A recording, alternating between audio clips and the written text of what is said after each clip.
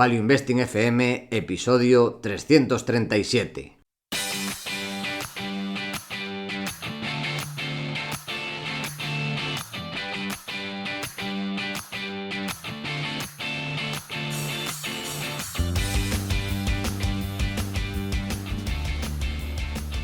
Hola, soy Paco Lodeiro. Bienvenido a Value Investing FM, podcast semanal en el que te ayudaremos a sacarle partido a ese dinero que tanto cuesta ganar y ahorrar. ¿Cómo? A través del método de inversión más seguro, sensato y rentable, el Value Investing. Te recuerdo que si quieres sacar partido a tus ahorros y no sabes cómo empezar, tienes a tu disposición mi curso gratuito de introducción a la inversión en bolsa en la web academiadeinversión.com. Y yo soy Adrián Godás, colaborador de Academia de Inversión y emperador de Godás Enterprises. Si te interesa la inversión en minas, este es tu sitio. Te animo a hacer el curso gratuito en godasresearch.com. Y esta semana tenemos otra maravillosa entrevista con un invitado que todo el mundo adora escuchar. Pero antes, el warning. Voy a ir muy rápido con el warning de esta semana, que es el mismo del anterior, porque tenemos muchas ganas de empezar con esta entrevista, esta nueva temporada por todo lo alto, que es que empezamos justo la semana que viene con el CFA, con el nuevo curso de preparación del CFA de nivel 1. Ya sabéis, es, digamos, la titulación financiera más valorada a nivel mundial y esta vez, una vez más, contaremos con becas que, si os interesa, voy a ir rápido, escribidme a paco@academiainversión.com o en el formulario de contacto Academia Inversión y os doy toda la información. Porque tenemos muchas ganas de empezar a escuchar a nuestro querido gran invitado. ¿Quién es, Adrián? Tenemos con nosotros, de regreso por cuarta vez, a Dani Tello, gestor de Antbank en Azagala y Marjor, que, para los que no conozcáis Marjor, hablaremos de él y de su lanzamiento en este programa. Para los que no lo conozcáis, Dani ha venido en los podcasts número 109, 173 y 282. Y lo más importante de todo, de por qué está aquí, es que es buena persona. Eso es lo más importante.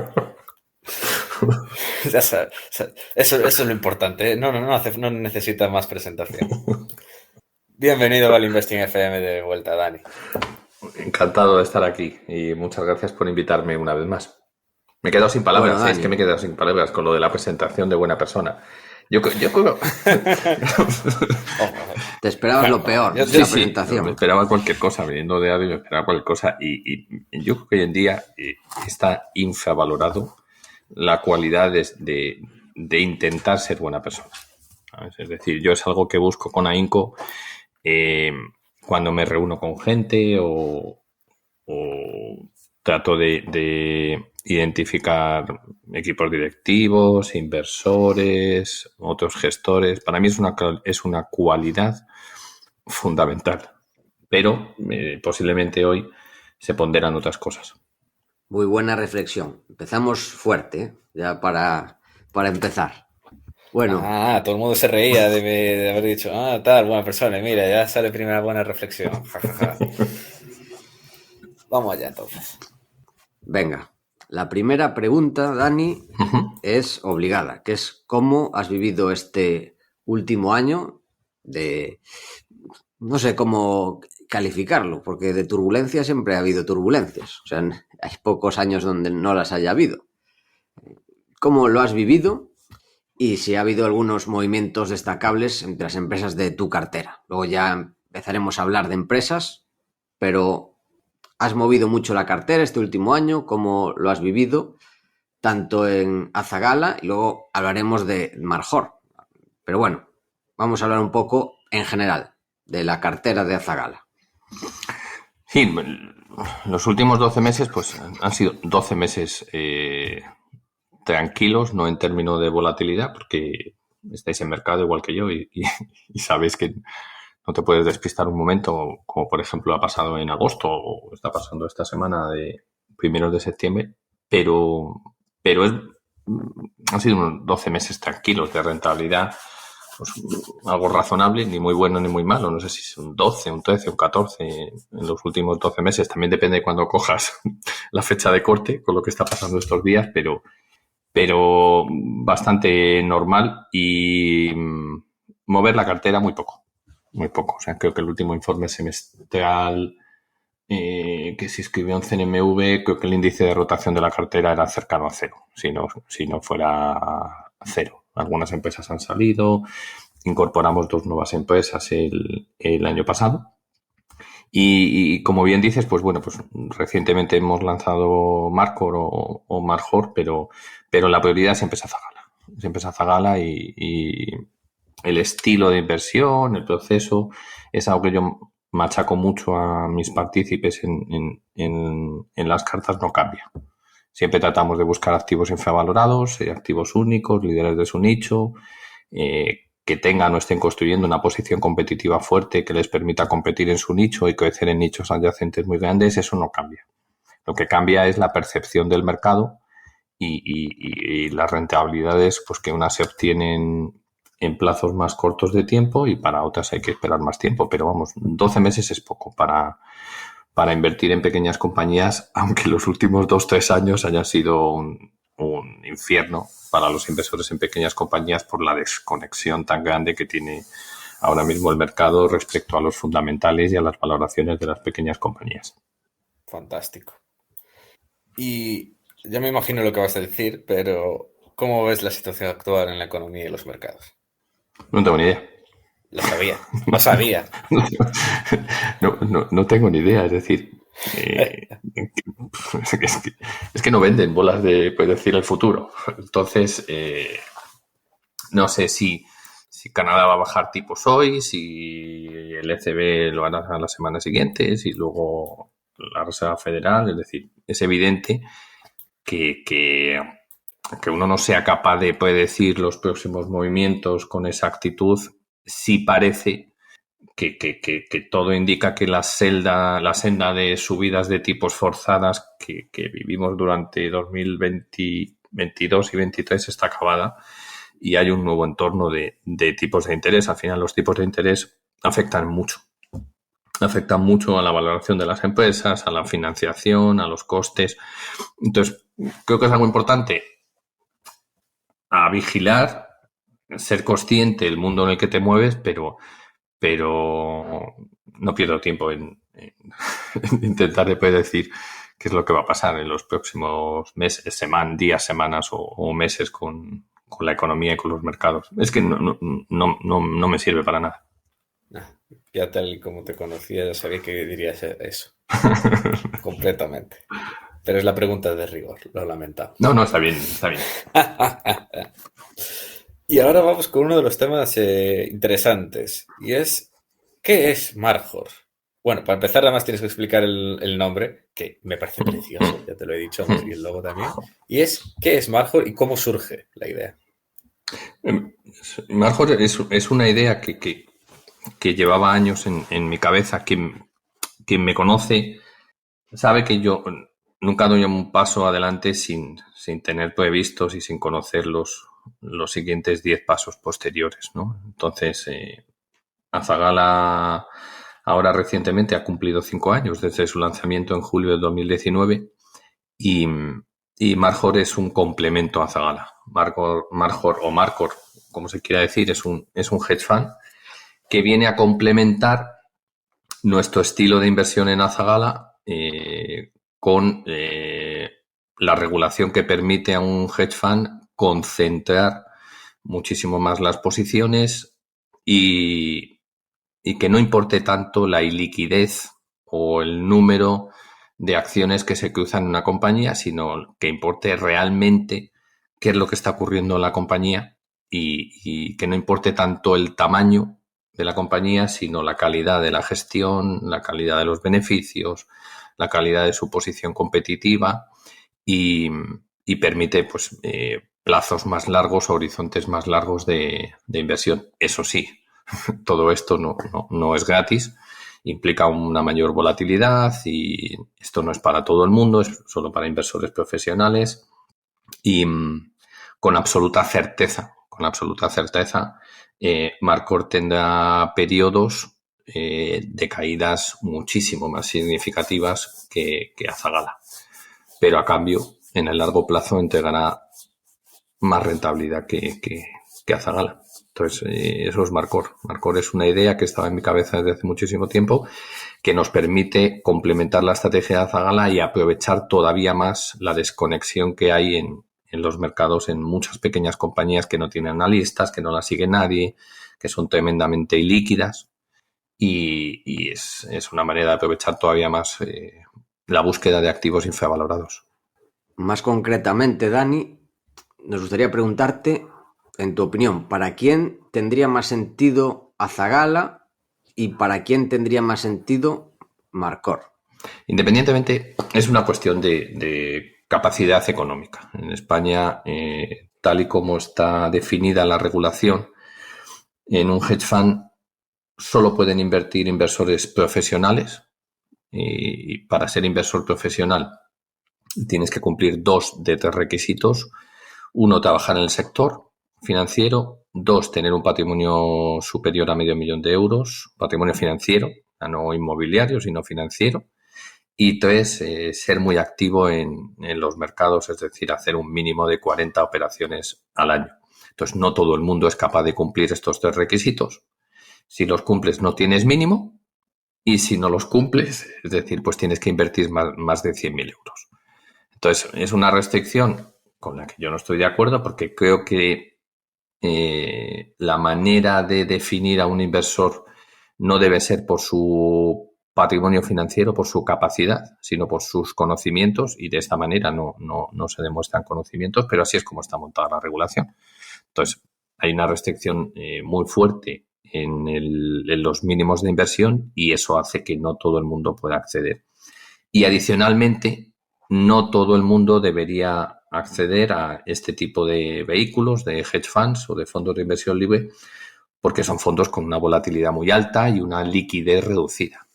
Entonces, la mejor manera de contestar a esta pregunta, ¿qué es lo que ha ocurrido? Es decir, el mejor partícipe para Marcor es un partícipe que ha estado durante años en Azagala y ha elegido pues pasar de Azagala a Marcor, o mantenerse en los dos y incrementar su posición en Marcor manteniendo Azagala. Esa es la mejor manera, porque conocen bien la volatilidad, porque conocen bien el estilo de inversión, que es lo que buscamos, y no se van a asustar porque tengan que permanecer invertidos un periodo largo de tiempo y vean muchísima volatilidad hacia arriba, hacia abajo. Creo que es la mejor definición de quién debe ser partícipe de Marcor. ¿Puedes explicar lo de la liquidez? ¿En qué se diferencian ambas? O sea, ¿cómo es la operativa de la liquidez en este caso? Sí, en Azagala siempre tenemos liquidez, entre el 5 y 10% en un mes puntual. Podemos tener un 1, un 2, un 3, o en otros un 8, un 11, pero siempre tenemos liquidez. Y es un fondo UCITS que tiene valor liquidativo diario, con lo que realmente cualquier partícipe puede entrar o salir del fondo sin ningún tipo de restricción. En 24 o 48 horas tiene su dinero invertido en el fondo, o tiene su dinero de vuelta en su cuenta corriente si decide salir, además sin ningún tipo de penalización, ni coste ni de entrada ni de salida. Marcor es diferente. Marcor tiene una liquidez del 1%, más o menos. Ahora tiene un poco más, estamos construyendo la cartera, pero no tiene valor liquidativo diario, tiene valor liquidativo mensual. A final de mes se calcula el valor liquidativo y en ese momento es cuando se producen las entradas o las salidas. En un fondo como este, muy concentrado, que además tienes restricciones para salir, tienes que hacer un preaviso con semanas de antelación, ¿vale? Es imprescindible que solo entre la gente adecuada, porque cualquier salida de capital nos haría daño, ya que el capital está 100% invertido o un 99% invertido. Entonces, por eso insisto que no es para todo el mundo, por la tipología del producto, pero también por la liquidez, que no es diaria. Aquí, por ejemplo, vamos a suponer que, para explicarlo desde un punto de vista práctico, si la liquidez, vamos a suponer que es el día 1 de cada mes. Normalmente tienes que hacer 15 días de avisar, mínimo 15 días antes. Uh-huh. Entonces, tendrías que avisar el día 14 o antes del mes anterior. Uh-huh. Y si avisas después, imagínate que avisas el día 20, entonces lo podrías sacar, pero no el día 1 de ese No, mes, tendrías que sino el esperar día un 1 mes. del siguiente. Tendrías que esperar un mes más. Con lo que realmente es un periodo entre 15 días y un mes y medio. Exactamente. Es siempre el mismo día, o sea, no es que esperes 2 semanas y te lo den 2 semanas después o 3 semanas, sino es una vez al mes para todos los partícipes. Eso es. Y tienes que avisar mínimo 2 semanas antes. Y esto habilita al gestor a, digamos, como acabas de comentar, poder invertir de forma más tranquila sin tener que dejar una parte más grande a la liquidez por si hay algún tipo de reembolso. Eso es. ¿No? O sea, es poder realizar entradas y salidas de una manera más ordenada, inversiones y desinversiones de una manera más ordenada, que cuando realmente tu nicho de inversión son pequeñas compañías es capital. Porque decidir tú cuándo inviertes o desinviertes en una compañía es la clave para no convertirse, por ejemplo, en un vendedor forzado. ¿Sabes? Antes de empezar el podcast, ¿te acuerdas, Paco, que estábamos hablando de Liat? Pues Liat ayer provocó que subiera casi un 20%. Entonces, imagínate que obligas a un fondo a que deshaga una posición en una compañía como Liat, que es pequeña, que es ilíquida, de manera forzada. Pues ese 20% de subida que ha provocado una compra de 2.500 títulos, pues lo tengas a lo mejor de bajada si tienes que hacer una venta forzada, urgente en 24 horas. Entonces, por eso tiene mucho sentido que los hedge funds que no tienen liquidez pongan preavisos para que haya una manera ordenada de entrar y de salir de los valores. Pero vamos, salvando casos puntuales de un problema personal o un problema profesional, yo recomendaría que nadie invierta en un hedge fund ni en ningún fondo si en cuestión de un mes o 2 meses o 3 meses tiene que deshacer la posición. El plazo medio para estar invertido en Azagala estimo que son 5 años y el de Marcor se alarga hasta 7, 8, 9 años. Entonces, siempre recalco mucho que y en general, no, esto no solo para Marcor, pero siempre recalco mucho que solo se debe invertir aquella cantidad de dinero que no vayas a necesitar en los próximos años y que permanecer invertido pese a los movimientos que pueda tener el mercado es la estrategia ganadora. Es decir, si a la primera caída te sales, pues evidentemente consolidas la pérdida y te pierdes la rentabilidad que te vaya a dar esa inversión, siempre y cuando la inversión es buena. Entonces, en Marcor o en un hedge fund al uso no tiene ningún sentido no permanecer invertido. Muy buena explicación, muy detallada. Y este año no hay comisión de éxito. ¿Habrá límites de cierre? Pues comisión de éxito no puede haber porque el periodo es relativamente corto, es decir, con independencia de la rentabilidad que se genere en el año, no se debe cobrar comisión de éxito porque no ha transcurrido ni un año. Y habrá cierre. O sea, habrá cierre en un importe muy pequeño que o bien alcanzaremos por suscripciones de partícipes o bien por revalorización y que estará en los 10 millones. No tiene sentido hacer un fondo de pequeñas compañías y que tengas un fondo que a mí, por mi estilo de inversión, no me permita invertir en pequeñas compañías, no por una cuestión del tamaño. Es decir, oye, pero, Dani, estás diciendo cómo vas a limitar un fondo a 10 millones si inviertes en compañías de 200, 300, 400 millones. A lo mejor con 25, con 50 millones podrías invertir. Y la realidad es que en las compañías pequeñas la mayor limitación que existe no es el tamaño. La mayor limitación que existe es el número de acciones que se negocian al día. Entonces, hay fondos de 50, 80, 100, 200 millones que no pueden entrar en compañías de 300 millones porque es que se negocian 100.000 euros al día o 100.000 dólares al día. Entonces, un fondo de 50 millones que quiera meter un 10%, que son 5 millones, ¿cuántos días tarda en construir la posición? Entonces, yo creo que tiene todo el sentido del mundo limitar el tamaño de un fondo si lo que buscas es performance puro y duro. Muy bien. Y con esto ya aclarado, pasamos así a las tesis de inversión. Lo que la gente quiere, lo que viene, la chicha. Y la primera es Endy. Enterprise Diversified es una compañía muy pequeña que nosotros descubrimos en 2019-2020 a través de la relación que tenemos con Steven Keel, con el gestor de Arquitos.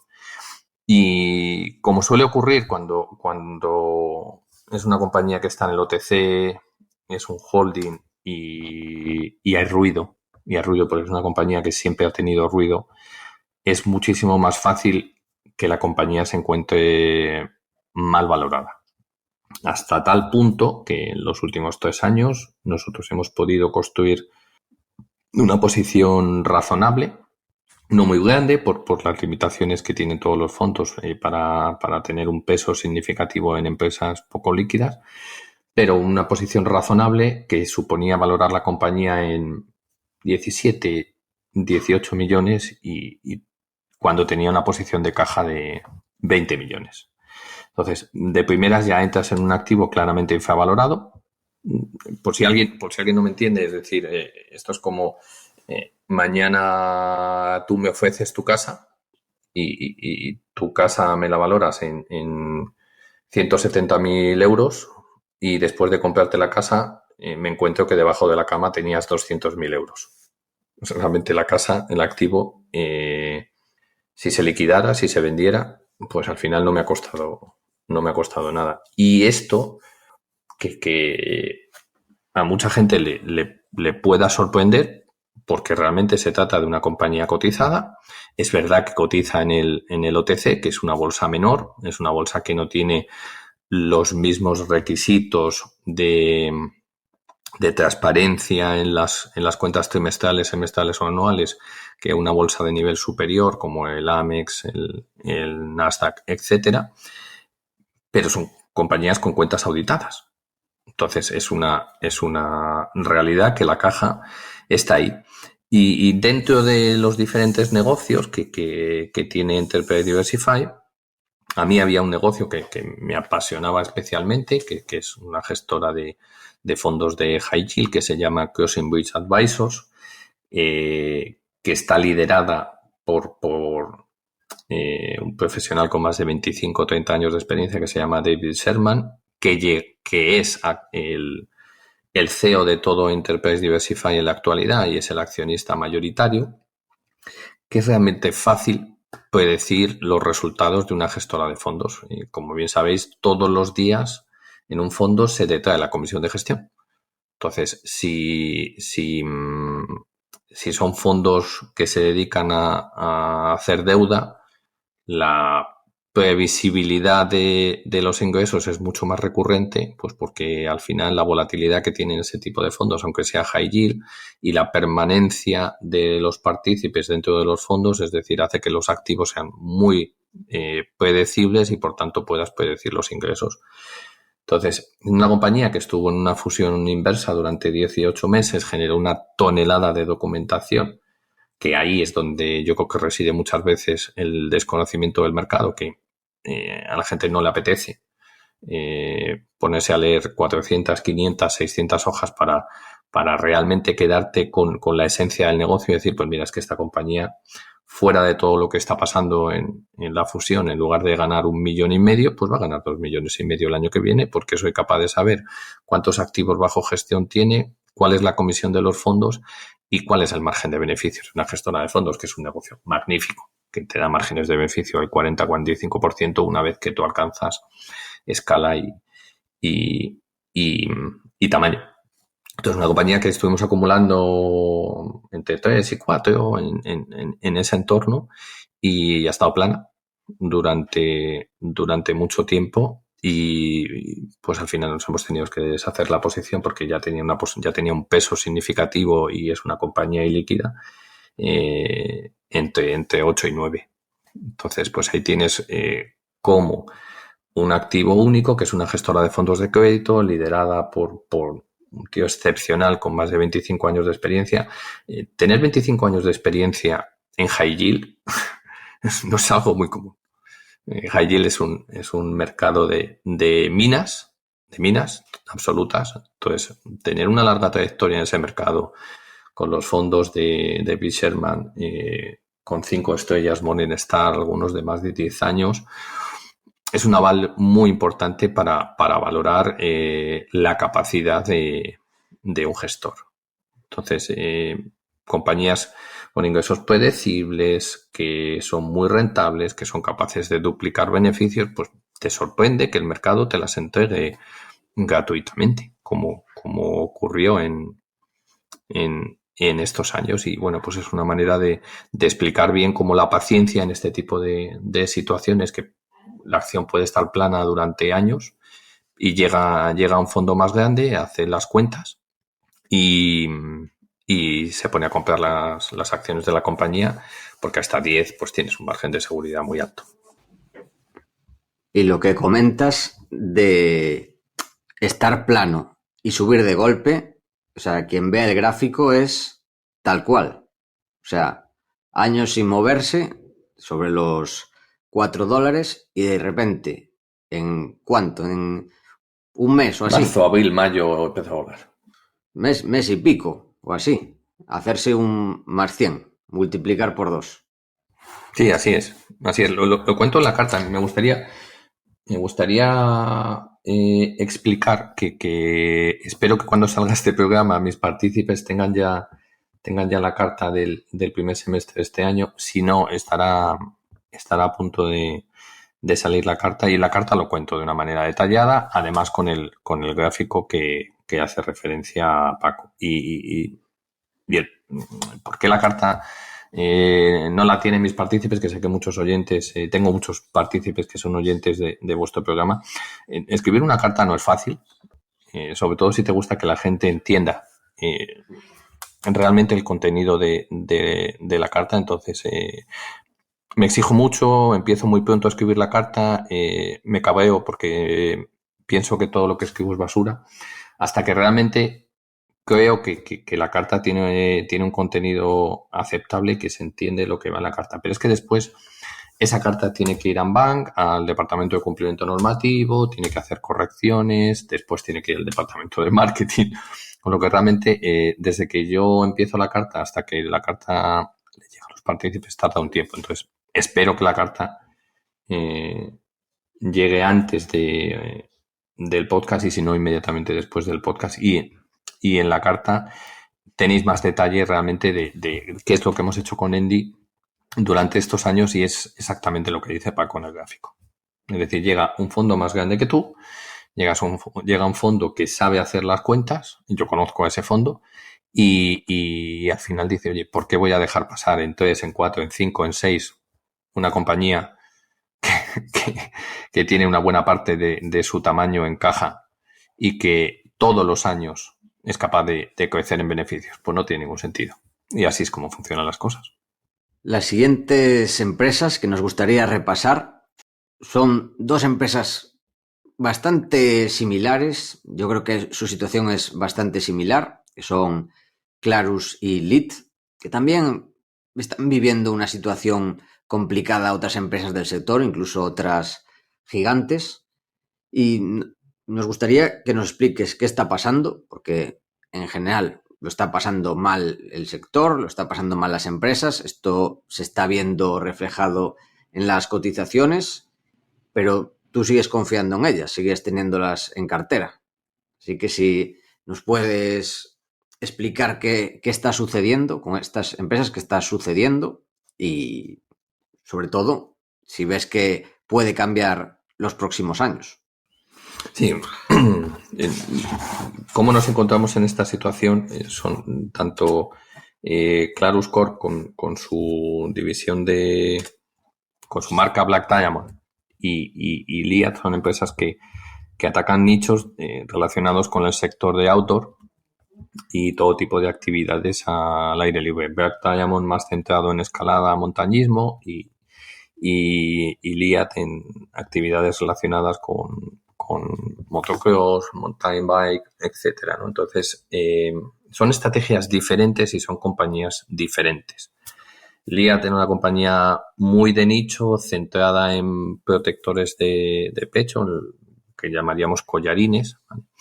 y durante años ha seguido una estrategia que ellos llaman de pie a cabeza. Es decir, empiezo en un nicho y me voy extendiendo en ese vertical y en diferentes verticales. Pues paso de equipamiento a ropa y accesorios. Paso de enduro, motocross y me voy pasando a otras categorías de moto o incluso de bici. Entonces, Liat es una empresa de nicho en crecimiento que durante muchos años al mercado le ha parecido una empresa bien gestionada, y lo es. Le ha parecido una empresa con una estructura financiera adecuada, y la tiene, pero que el COVID, los excesos del COVID en todo el sector provocaron que la mayoría de los distribuidores o los retailers que tienen un peso muy importante en Liat porque su venta directa a consumidores es muy pequeña, todos los excesos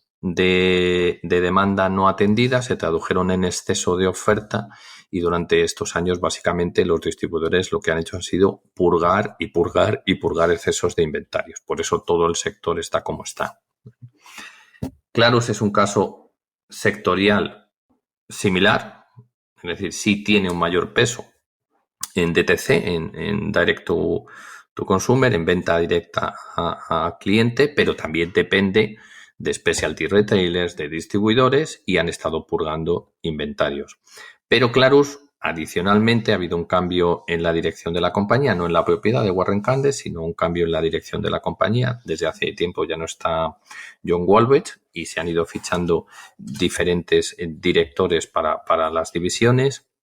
Y una buena parte del daño de la cotización viene provocado de una manera autoinfligida. Es decir, Black Diamond había basado su estrategia de crecimiento a través de la innovación sin importar márgenes, solo quería crecimiento, crecimiento y crecimiento, y el dueño en un momento determinado dijo, así no vamos bien, así no podemos seguir, entonces vamos a hacer un back to basics, vamos a recuperar los nichos en los que somos líderes a través de los márgenes y vamos a abandonar referencias donde o bien no tenemos venta cruzada o bien realmente no estamos siendo rentables. Pues eso ha producido un descenso en el nivel de ventas de Black Diamond. Y entre medias, Warren Candes ha hecho algo que ya ha hecho otras veces, es decir, cuando en un momento determinado considera que hay activos que están bien valorados y no son estratégicos, pues considera monetizarlos, como ocurrió a principios de este año, finales del año pasado, primeros de este año, con la venta de Sierra y Barnes, que es la división de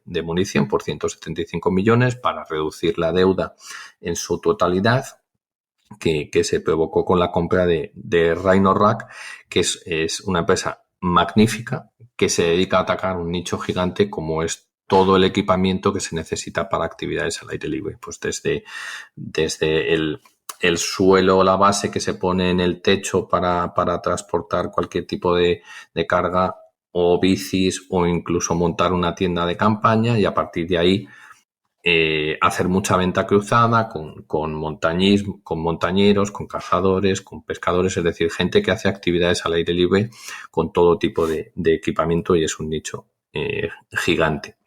Entonces tenemos una compañía que ha ido girando. Hay muchas compañías que se les acusa de cambiar la estrategia. Es decir, es que no hay éxito sin un giro. Es decir, es muy difícil encontrar una compañía que de lo que tiene en la cabeza y lo que tiene en el Excel, al final cuando lo pone en realidad sea una línea recta. Muchas veces son giros, ¿vale? Y entonces en Clarus en general llevamos viendo durante muchos años giros, y esos giros tardan en tener éxito. Entonces, una buena parte, como os decía, del daño está autoinfligido, pero nos encontramos con una compañía que te hace unos 300 millones en ventas, 200 en la parte de Black Diamond y 100 millones en la parte de Rhino-Rack y Matrax y otras adquisiciones más chiquititas, que tiene una posición de caja muy cómoda de 50 millones y que en el segundo semestre de este año generará 15, 25 millones, vamos a poner otros 20 millones de caja, con lo que realmente se te va a quedar una compañía con unos 70 millones de caja, que a día de hoy tiene un market cap de unos 160, 170, está en mínimos desde 2014, 2015 o 2016, con lo que se te va a quedar una empresa que el mercado está valorando a 100 millones, que en el suelo en el suelo del ciclo te hace 10, 15, 20 millones de flujo de caja. Entonces creo que es un error valorar empresas en pico de ciclo y en suelo de ciclo. Es decir, creo que tiene mucho sentido normalizar cuáles van a ser las ventas de Black Diamond o de Rhino-Rack o de Liat durante los próximos 2, 3, 4 o 5 años. Entonces, una vez que los inventarios estén ya limpios, que se están empezando a ver, al final este es un ciclo de pedidos cuando tú vas a un specialty retailer, que sería, por ejemplo, imaginaros un Barrabés, es decir, cuando tú compras algo en tienda, no a través de online, sino a través de una tienda física, un especialista, es decir, ese pedido se ha originado 6-7 meses antes. Y luego, una vez que esos pedidos llegan a tiendas, se exponen en los lineales, al final hay, digamos que, peticiones de reposición que sí que es 1 o 2 meses, ¿vale? Entonces, llegará un momento que los lineales se agoten y los pedidos de reposición no consigan atender la demanda. En ese momento, si tú miras los niveles de los inventarios, pues al final están en mínimos, afortunadamente. Entonces, llegará un momento que eso se dé la vuelta. ¿Qué cosas me gustan de estas dos compañías? Pues que durante estos años donde no ha habido un crecimiento en ventas, sino que ha habido un decrecimiento en ventas, tienen la parte de resultados súper bien controlada, no tienen problemas de deuda y tienen una caja que les permite seguir invirtiendo en el desarrollo del negocio, aunque no crezcan las ventas, desarrollando más la marca, firmando nuevos acuerdos, invirtiendo en nuevos productos o en nueva tecnología. Eso al final acabará trayendo buenas noticias a los accionistas. Hay que tener paciencia, pues como todo en la vida. Es decir, una compañía como Clarus, que del año pasado a este, no sé lo que ha caído la cotización, pero bastante. No sé si lo puedes calcular, Paco. Voy a verlo porque, a ver, también hubo el subidón, porque el caso concreto de Clarus tuvo el problema de la manipulación de mercado que puede traer... Bueno, pues es que eso, si no, me eternizo, si empiezo a contar eso, me eternizo, pero para mí eso es opcionalidad positiva, o sea, que una compañía con un tamaño de 160, 170 millones pueda ganar 1 o 2 litigios que le pueden proporcionar entre 40 y 60 millones cada uno, me parece pura opcionalidad, pero realmente no afecta a la evolución y al desarrollo del negocio, que eso es realmente a lo que a mí me obsesiona. Es decir, ¿esta compañía es mejor que hace unos años? Sí. ¿Esta compañía está ejecutando su plan de negocio? Sí. ¿Esta compañía es capaz de crecer en ventas con unos márgenes aceptables? Sí. ¿Esta compañía va a generar más beneficios en los próximos años que ahora? Sí. Eso es lo que me obsesiona, pero es una compañía muy pequeña donde cualquier noticia pues puede hacer que la cotización suba o baje un 20 o un 25%, como ya hemos visto. ¿Te acuerdas cuando hace 2 o 3 años sacaron la noticia que emitían un bono convertible? Sí, me acuerdo, sí. Salvaje. Sí. ¿Ves? Entonces, por eso es muy importante que cuando uno invierte en este tipo de compañías, uno necesita conocer muy bien qué es lo que está ocurriendo en la compañía y realmente cuál es el valor de sus activos. Hasta tal punto, no lo cuento en esta carta, porque esta carta no hablo de Clarus, pero lo corté en la última carta, la del último trimestre del año pasado. Es decir, el dueño tiene una propuesta de un private equity australiano para comprarle Rhino-Rack por lo que pagó Clarus hace unos años por él. Y supone unos 200 y pico millones. Es decir, un 30% del market cap que tiene hoy en día. Entonces, eso es importantísimo, conocer realmente qué hay dentro de la compañía.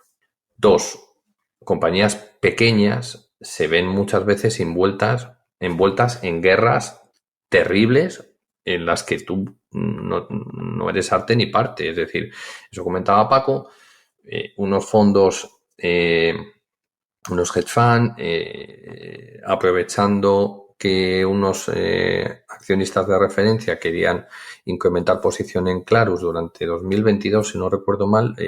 Clarus tenía muchísimos NOLs, es decir, bases imponibles negativas, y esto te permite no pagar impuestos sobre beneficios hasta un importe determinado. Eso, si hay un cambio de control o si determinados accionistas incrementan sus posiciones por encima de un determinado nivel, los puedes perder. Entonces, cualquier accionista que desee ampliar su posición en Clarus antes tiene que pedir permiso al consejo para evaluar si ese incremento en la posición le va a hacer a la compañía perder esas bases imponibles negativas o no, con lo que realmente se telegrafían los incrementos de capital. Y eso provocó que algunos fondos tomaran ventaja. Entonces, le hicieran front running a esos fondos. Entre medias había un fondo brasileño de los hermanos Bahía, que uno de ellos familiar del antiguo presidente de la Reserva Federal de Brasil, que se apalancaron en su posición larga. Entonces, el mercado que hizo se llevó primero la compañía de 15 a 35. Hubo días que se llegó a negociar el 40, el 50 y el 60% del total de las acciones. Y una vez que dejó en una posición de debilidad a ese fondo, directamente tumbó la cotización. Entonces, esos eventos son totalmente externos a la situación del negocio de la compañía. Entonces, es importante conocerlos para no llevarse las manos a la cabeza, tanto para arriba como para abajo. No sé si se ha entendido, no sé si lo he contado excesivamente bien. Sí, básicamente, por hacer un resumen, dos empresas que fueron ambas, en ambos casos, beneficiarias del COVID, que se ha normalizado el crecimiento, que, digamos, los retailers están vendiendo este inventario del que hicieron acopio, digamos, un exceso de acopio, pero digamos que las marcas siguen conservando, o sea, no han perdido este foso competitivo, son problemas coyunturales. Las empresas a nivel balance siguen fuertes y ahora lo que toca es esperar en esta parte baja del ciclo. No sé si te parece bien el resumen. Sí, muy bueno. Ahí hay una reflexión que el otro día lo comentaba con un buen amigo, si realmente una marca significa ventaja competitiva o no. ¿Vale? Entonces, habrá gente que piense que sí y gente que piense que no. Yo creo que hay razón en los dos planteamientos. Lo que a mí siempre me ha llamado la atención de las marcas Black Diamond y de la marca Liat es que una buena parte de su ventaja competitiva reside en que vende productos críticos que te pueden salvar la vida. Entonces, creo que cuando se junta marca con productos críticos que te salvan la vida, creo que ahí sí hay posibilidad real y reconocida que tiene cierta ventaja competitiva. Entonces, en la montaña hay dos cosas claves. Una es el peso y otra es la seguridad y la robustez del equipamiento que llevas. Porque es que en la montaña no hay nadie para ayudarte muchas veces. Entonces, una mala caída, estás muerto. ¿Cómo olvidarlo? Vaya. ¿Quieres entonces pasar ahora a una situación muy interesante? Que yo creo que te han preguntado por ella mucho últimamente. ¿En cuál? Westheim. Sí. Westheim, al igual, como cuento en la carta, es una compañía que entra en el fondo en Azagala desde que comenzamos el fondo y en su momento yo sé que era difícil ver la situación de Westheim hoy, pero al final la evolución de los negocios de la compañía nos han dado la razón. En su momento era difícil valorar que la compañía de seguros que tiene dentro de Westheim, antes HIG, ahora Skyward, tenía valor y también, como cuento en la carta, una de las maneras de cristalizar el valor oculto de las compañías es hacer spin-offs y Skyward fue la primera salida a bolsa del año 2023 y también se pone de relevancia por los actos del equipo directivo de Cam McDonald y de Robert Kittel, que las decisiones que toman son las adecuadas. Entonces, a mí no me hace dudar de de lo que pueda ser el futuro de las decisiones de un equipo directivo que tiene la paciencia necesaria para invertir en Skyward en 2015-2016 y en 2023 cuando sale la compañía a bolsa a $15 no vende ni una sola acción cuando todos los compañeros de viaje que llevaba Westin en el accionariado de Skyward venden. Hoy en día la cotización de Skyward ha alcanzado máximos históricos, creo que en 40, 41. Entonces, durante estos años se cuestionaba que valiera algo su 44% original en Skyward. Después se cuestionaba que no eran capaces de monetizar esa compañía. La posición de caja hoy, a cierre de junio, son 290 millones. No, 228, si no recuerdo mal. No quiero dar una cifra que no sea correcta. Dejarme que lo mire y no meta la pata. 289 millones de caja. Entonces, a finales de 2023 eran 135 millones, con lo que realmente esta tesis original le asignaba un valor a Skyward. Ese valor se ha ido haciendo realidad y se ha ido cristalizando la tesis de inversión a medida que Westin ha ido monetizando su inversión en Skyward después de la salida a bolsa, con lo que a día de hoy nos encontramos con una compañía que capitaliza unos 370 millones de dólares y tiene 290 millones en caja. Es decir, el 60, el 70, no sé qué porcentaje está en caja. ¿Qué más viene en el futuro de Westin? Pues que todavía le queda una parte de las acciones de Skyward por monetizar. No va a ser público porque ya redujo por debajo del 5%, y cuando estás por debajo del 5% no estás obligado a hacer un feeling cada vez que vendes, no tienes que comunicar al regulador que estás vendiendo, con lo que eso pues les da mayor flexibilidad para ir vendiendo pequeños paquetes cuando quieran, pero a día de hoy pues suponen 75, 76, 78 millones de dólares.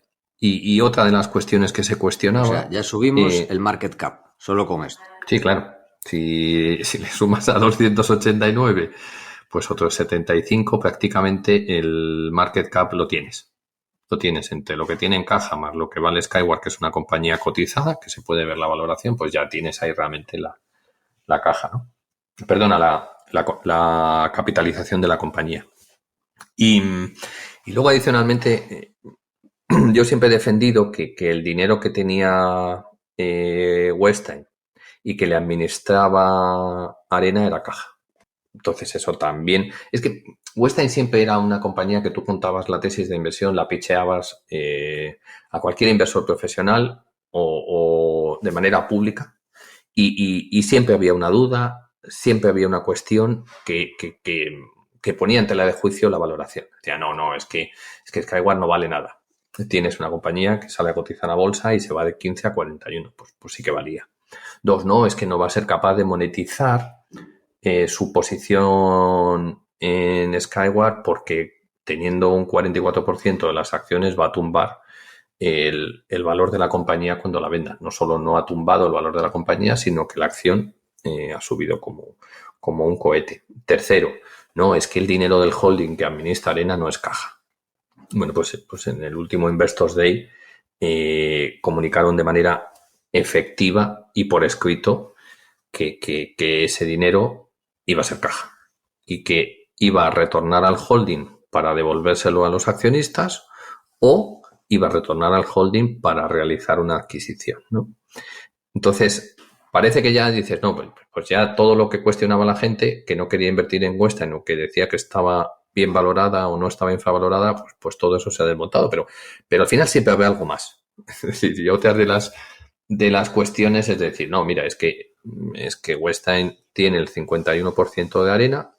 Arena es una gestora de crédito privado, de alternativos, llamadlo como queráis, pero que tiene 3.500 millones de activos bajo gestión y tiene una estructura de comisiones del 2% de gestión y 20% de éxito, más una del 0,5% de valoración. Con lo que realmente es un negocio que te puede generar entre 70 y 100 millones de ingresos y con márgenes del 20, 30, 40%, con lo que realmente te puede generar entre 20 y 40 millones de beneficio. Y ahí están los beneficios trimestrales y semestrales que han alcanzado 7 millones y pico, si no recuerdo mal. Esperar que no quiero...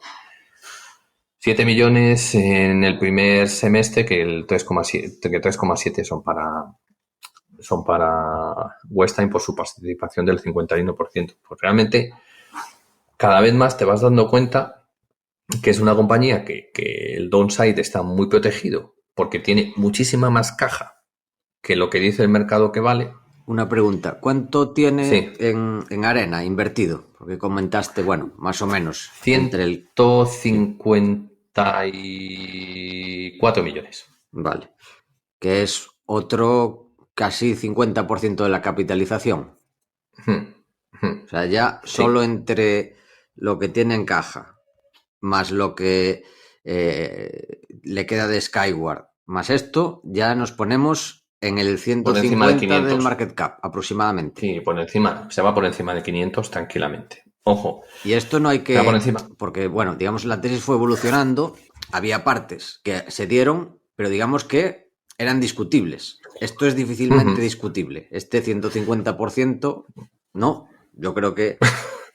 O sea, no es que es evidente. digas, no, es que esto vale X por planes de futuro, de algo no cotizado, valoraciones de Venture Capital. Digamos que estas es difícil no llegar, cualquier persona que sepa de valoración, llegar a valoraciones bastante precisas.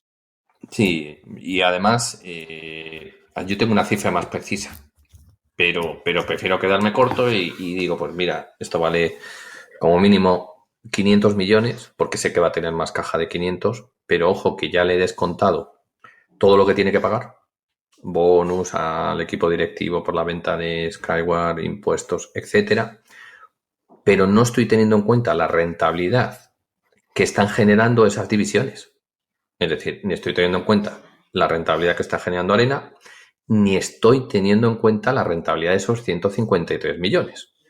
Ni estoy teniendo en cuenta que una posición de 290 millones con los tipos americanos al 5,25 te generan por intereses.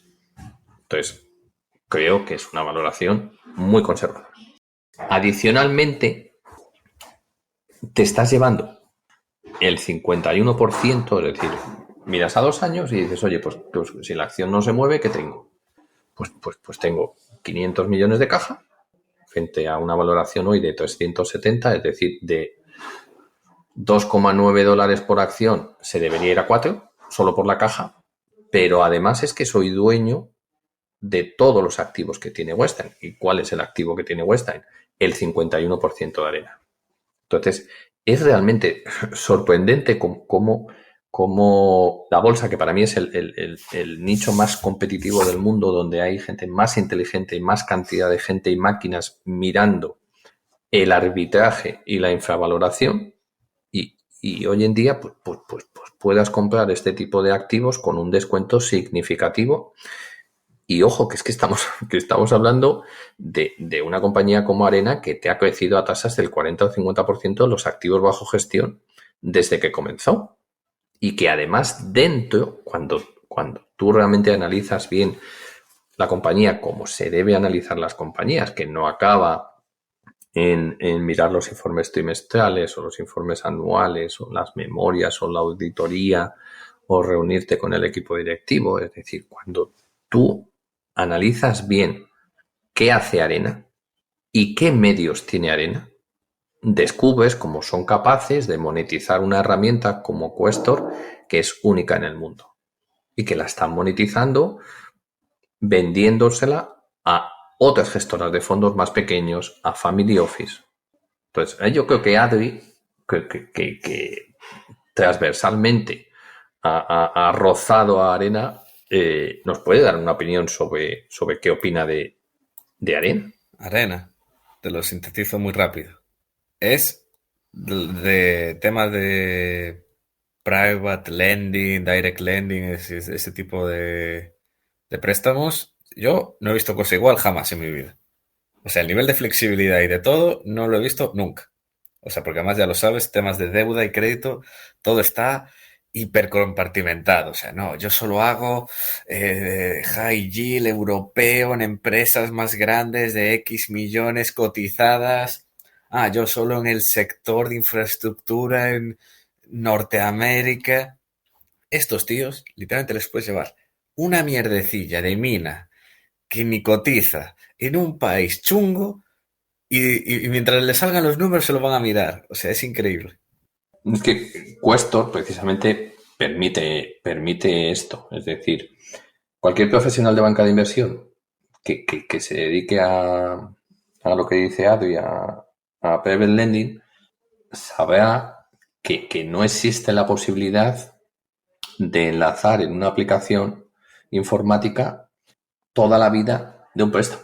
Desde el inicio, el estudio, la recopilación de información, las entrevistas, el memorándum, la oferta, la contabilidad, el chequeo mensual, la valoración y la validación de las garantías, los colaterales, reunir toda la documentación y buscar la opinión legal. Es decir, Questor es eso. Es decir, es algo que no existe. Entonces, eso es una de las patas que te hace ver cómo de único es el activo que es Arena y cómo de rentable puede ser una vez que se monetice. Pero, oye, pues para mí es una división que puede ser capaz de generar 50 millones de dólares de beneficios sin ningún problema. Pero aunque alguien no me crea que es perfectamente posible, o que yo pueda estar equivocado, que también puedo estar equivocado, ocurre que es que la compañía va a tener más caja o tiene más activos que van a ser caja en los próximos meses que la cotización actual. Y es que la compañía te está telegrafiando lo que va a hacer. Está recomprando acciones desde hace 2 años y te está diciendo, dentro de nuestras políticas de capital allocation, existe la posibilidad de dar un dividendo especial. Y aquí llega la gente y dice, no, que cuestiono mucho si van a dar el dividendo especial. Oye, es que esto ya lo hizo en el pasado. Lo mismo que están haciendo con Skyward lo hicieron con una compañía que se llama Jepco, que la compraron en 2010 por unos 260 millones y la vendieron a finales de 2012 en 530 millones. Pues es que el dividendo extraordinario que dieron fue de 520 millones. Dice, no, es que yo cuestiono que el equipo directivo haga un mal uso de la caja en una adquisición terrible. Vale, vamos a ver el pasado. ¿Qué adquisiciones ha hecho Cam McDonald y Robert Kittel? Robert Kittel, esto es algo que también se pasa mucho por alto. Robert Kittel es alguien desconocido para la mayoría de la gente, pero es que es un desconocido que está en el consejo de Constellation Software, que vosotros dos conocéis muy bien. Y no creo que haya dudas ni sobre Constellation Software, ni sobre el consejo, ni sobre su política de gestión de capital. Entonces, vamos a ver qué compras han hecho. Pues hicieron Jepco, que ya le he comentado, y Skyward.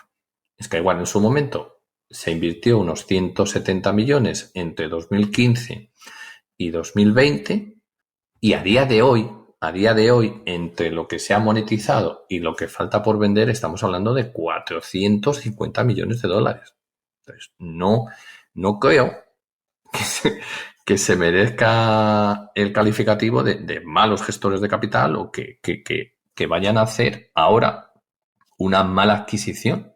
Entonces, creo que nunca ha sido tan sencillo y tan evidente visualizar el futuro de esta compañía y la infravaloración que tiene dentro de la cotización de una manera tan sencilla y tan telegrafiada por la compañía. Pero, oye, pues siempre habrá miedos, siempre habrá desconocimiento, es una compañía relativamente pequeña, cada vez es más líquida, y cada vez es más fácil que fondos más grandes que Azagala entren en el accionariado y se dediquen a arbitrar esa valoración, o bien llegará un momento que todo lo que está telegrafiando el equipo directivo, si no hace una adquisición porque no reúne sus mínimos de rentabilidad o todo lo que encuentra no es acorde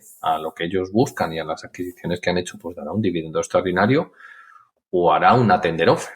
Las tender offer en Canadá se llaman substantial issuer bid y no se pueden dar mientras existe un programa de recompra que en Canadá se llama NCIB, Normal Course Issuer Bid.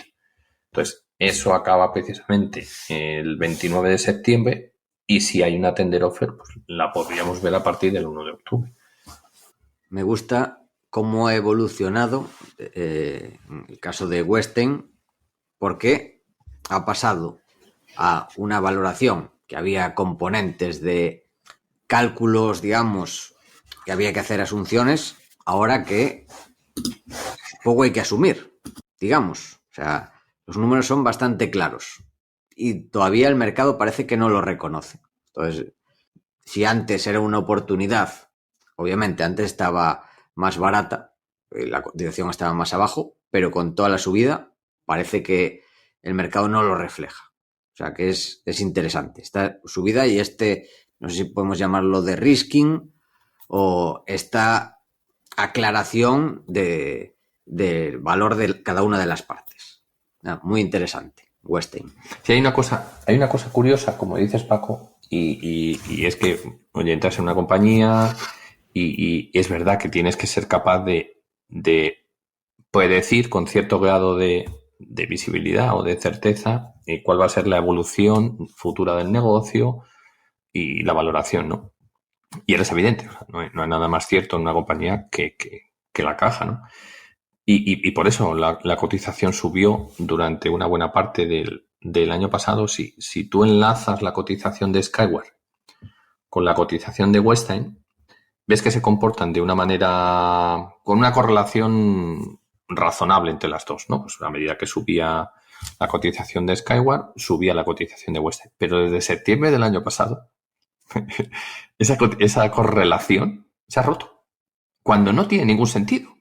Porque dices, oye, si yo no vendo las acciones de Skyward, existe un riesgo que la cotización de Skyward se caiga y como yo no he monetizado esa inversión, se pierda la valoración. Es como ganancias no realizadas. ¿Vale? Pero es que se ha monetizado la mayoría de las acciones. Es que no tiene ningún sentido. Entonces, bueno, al final dices, muchas veces es una compañía difícil de analizar, cada vez menos, porque es más evidente y eso ayuda, pero la liquidez diaria de la compañía no permite que fondos más grandes puedan invertir en estas compañías. Por eso de ahí lo importante que yo os decía cuando hablábamos de Marcor, de limitar el tamaño. No es una cuestión del tamaño donde se invierte, sino de la liquidez diaria que te permite incorporar estas compañías sin alterar el precio. Pues después de esta explicación, esta actualización de Westin, otra compañía histórica del fondo es IAC. ¿Cómo ha evolucionado? Es un caso, podemos decir que es similar a Westin, obviamente con sus diferencias, pero la forma de valorarla es similar. Sí. Tiene muchas similitudes con Westin. Es un holding donde hay muchas patas móviles. Es un holding que tiene activos cotizados, que tiene una posición muy relevante de caja. El equipo directivo y el dueño son gente de una aprobada experiencia en la gestión del capital de los accionistas y desafortunadamente es para mí una de las empresas que más dolores de cabeza y de estómago me ha dado. O sea, es el mayor detractor de rentabilidad del fondo. Entonces, ¿esto por qué ocurre? Ocurre porque la cotización cae. No hay más. Entonces, aquí se produce una divergencia muy significativa y es, oye, el mercado hace caer la cotización de una compañía como Clarus porque las métricas internas, porque la evolución del negocio no ha tocado suelo, está en una fase decreciente, el sector ahora mismo está en contracción, lo puedo entender. O sea, lo puedo entender el cortoplacismo del mercado, la negatividad. El mercado muchas veces decimos que es eficiente, pero yo creo que es impaciente. Es decir, si cree que va a tener dinero muerto durante un mes, 3 meses o 6 meses, se va a otra cosa. Entonces, aquí se está siendo impaciente e ineficiente. Tal y como cuento en la carta, todas las métricas de todas las divisiones que componen IAC están mejorando. Están subiendo el guidance de beneficios para este año. Está con 2 trimestres consecutivos batiendo las expectativas del mercado. Y la acción no reacciona. No reacciona igual. Y si miramos un gráfico, pues en un año pues llevará un 30, un 40, un 50 de caída o lo que sea. Entonces, por eso es muy importante en este tipo de compañías que el equipo directivo sea consciente de cómo reducir el descuento. Y la carta, yo creo que la idea general de la carta es eso, es decir, es cómo los equipos directivos de las compañías que tenemos en el fondo aprovechan la generación de caja de sus negocios y la posición de caja con la que cuentan en los balances para crear valor para los accionistas a través de recompras de acciones, spin-off, desinversiones o adquisiciones. Y estamos en un momento donde IAC cotizando entre 50 y 52 dólares por acción, supone valorar la compañía entre 4 y 4,5 billion. Dentro tiene participación significativa en 2 empresas cotizadas, con lo que realmente es muy fácil hacer la valoración de las cotizadas, número de acciones por la cotización y bueno, pues entre su participación en los casinos de Las Vegas, MGM, y el marketplace de reparaciones para el hogar Angie, pues tienes en el entorno de 3,5 billion.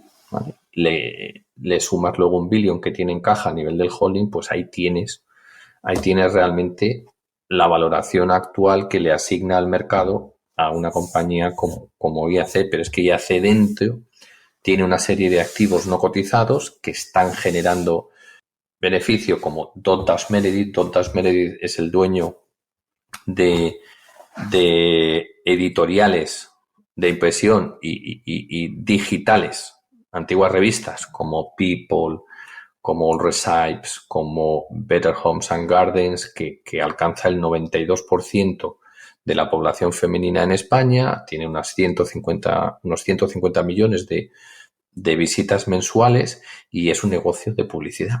Es un negocio que este año te va a generar por encima de 300 millones de caja y que los objetivos, a medida que el sector de publicidad digital se recupere, y para eso es muy importante desarrollos internos que ha hecho la propia Dotdash Meredith en un mundo sin cookies con un producto que se llama Decipher, y al final son márgenes incrementales de 40, 45, 50% en un negocio que te va a generar 400, 450 cuando alcance velocidad de crucero y estemos en un sector de publicidad digital más estable. Pues es sorprendente que el mercado no le asigne nada de valor a una compañía que hace unos años IAC, como Meredith, pagó 2,7 billion por ella. Es sorprendente que el 32% que tiene IAC en una compañía que se llama Turo, que es un marketplace de car sharing, donde la gente pone en la plataforma sus propios coches en alquiler, estilo más puro estilo de Airbnb. Es un negocio magnífico con unos take rate, es decir, el dinero que se queda Turo de cada transacción es salvaje. Irá bajando con el paso del tiempo, pero es que es un negocio rentable que crece en ventas. Este año llegará a hacer 1 billion en ingresos y que lleva preparado para salir a bolsa desde 2022. Entonces es sorprendente que insisto, que el mercado, las bolsas, que es para mí el mercado más competitivo que existe en el mundo, donde hay más cantidad de gente intentando arbitrar situaciones donde hay poco a perder y mucho a ganar. No se me ocurre una situación mejor de poco a perder y mucho a ganar que cuando te valoran un activo único o un activo rentable a cero, que no le asigne nada de valor a esta inversión de IAC Enturo, cuando se cristalizaría ese valor desde el mismo día que se haga una oferta pública de venta, que salga a cotizar la compañía. Y así podemos seguir, es decir, Joel Levin, el CEO, que para mí uno de los mejores CEOs del sector, junto con el dueño Barry Leader, es que una buena parte de su paquete de retribución variable está en acciones y está por encima de $100, entre 110 y 232. Es que la cotización vale 52, con lo que realmente hay muchos catalizadores y hay muchos incentivos para que la compañía recupere la cotización. Entonces, creo que es una compañía mal entendida, creo que es una compañía compleja, pero creo que es una compañía donde se dan ahora mismo todas las condiciones para que los partícipes de Azagala recuperemos toda la rentabilidad que nos ha quitado en estos años y consigamos una rentabilidad extraordinaria en un activo único, infravalorado, con un equipo directivo muy incentivado a reducir el descuento. Yo, quien no conozca IAC, le recomiendo encarecidamente que lea las cartas trimestrales de Joel Levin. Con relación a DoorDash Meredith, no sé si viste el acuerdo que llegó con ChatGPT, que eso va a ser entrada pura de caja a coste cero. Y con unos márgenes incrementales muy, muy superiores al negocio de publicidad digital. Ahora tiene poco impacto, cada vez se va a ver más. Realmente empezó a impactar en mayo y cada vez se va a ver más porque está en la parte de licencias y patrocinios, pero es una manera más de monetizar una propiedad intelectual única. Entonces, no es algo que te vaya a cambiar las cuentas de una compañía rápidamente, pero sí es un paso inicial en la dirección adecuada. O sea, al final aquí hay algo que subyace y es todo el entrenamiento que se hace en las IACs existentes supone un infringimiento de la propiedad intelectual de muchos publishers, de muchos editores. Entonces, eso o se acaba solucionando con un acuerdo comercial privado, o que se puede hacer público. Ellos no han hecho públicos los importes, pero sí que se puede estimar y supone una nueva entrada de ingresos para editores como Dotad Meredith. O está el camino de algunos de los periódicos y editores más importantes de Estados Unidos que han usado la vía judicial para reclamar. Entonces, de alguna manera u otra, creo que acabará en una nueva fuente de ingresos y de beneficios para entidades que sí que tienen esa propiedad intelectual única, como Dotad Meredith. Otras más pequeñas lo veo más complicado. Cada vez que hablas de una empresa siempre aparecen movidas legales. Bueno, pero fíjate que es un añadido. O sea, no es. Pero siempre hay juez, siempre hay abogado. Bueno, pero porque a mí, fíjate, tú lo sabes. O sea, a mí me gusta mucho tener siempre opcionalidad y opcionalidad positiva y asimetría. Pero me gusta mucho más cuando los directivos o los dueños de las compañías protegen su propiedad intelectual y tratan de monetizar sus activos de la mejor manera posible. Y entonces, unas veces puede ser por un acuerdo y otras veces pues tienes que defender tus derechos en un juzgado. O Balfour. O tienes que apoyarte en la financiación de un tercero para que te permita defender tus derechos y tu propiedad intelectual.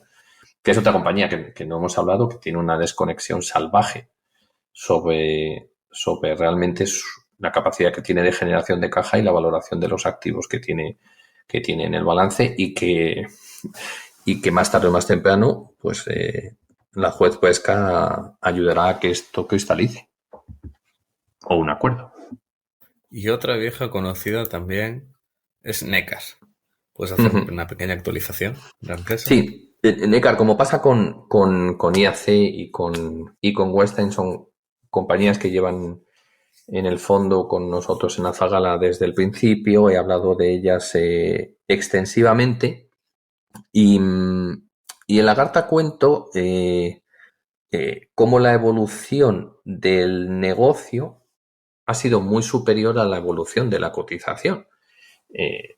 Neckar es una compañía que incorporamos en julio-agosto de 2019, nada más lanzar el fondo en el entorno de 2,80. En noviembre del 19 se cayó a 1,40, 1,50 por una reclamación que le hizo MacGregor.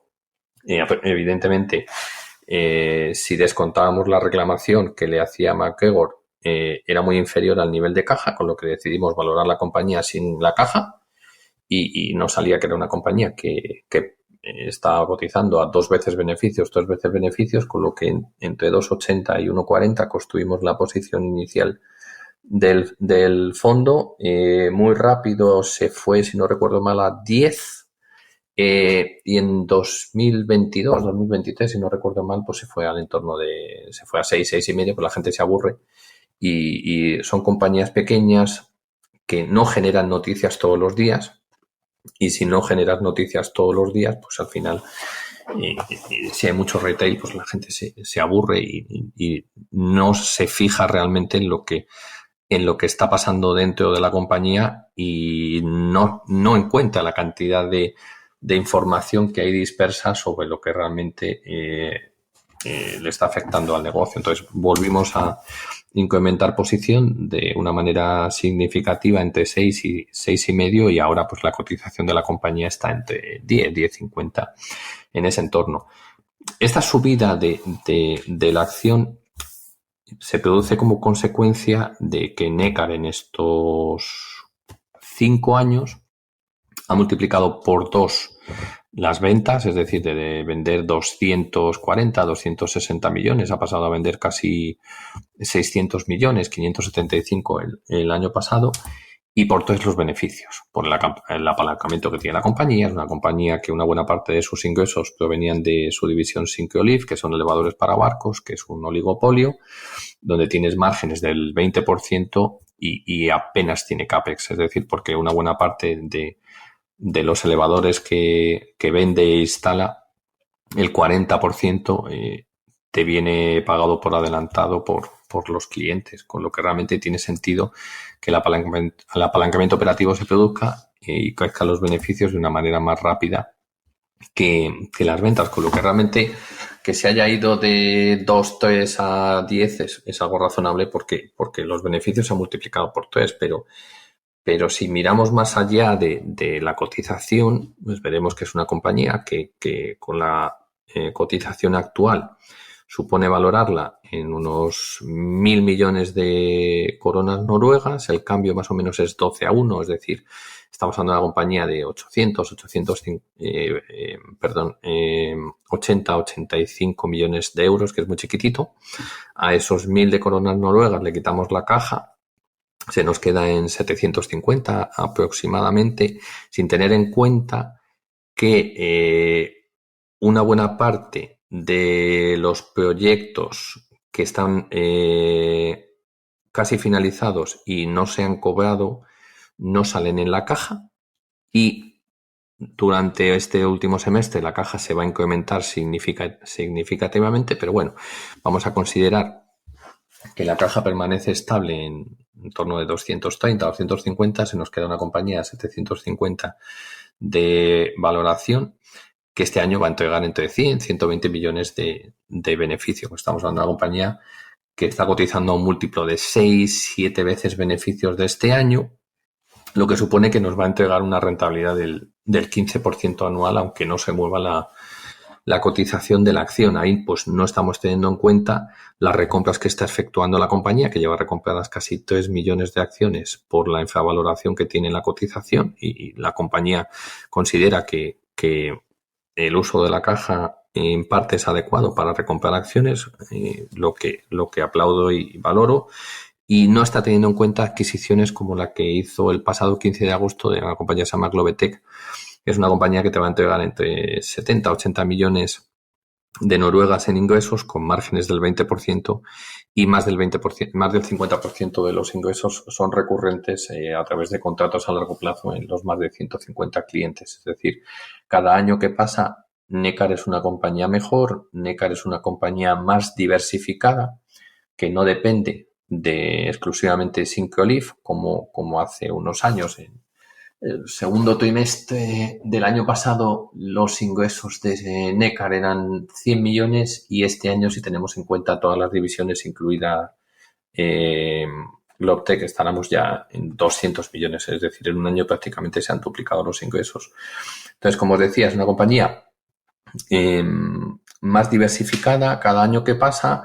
Es una compañía que no necesita de la banca de inversión y del mercado de capitales para crecer.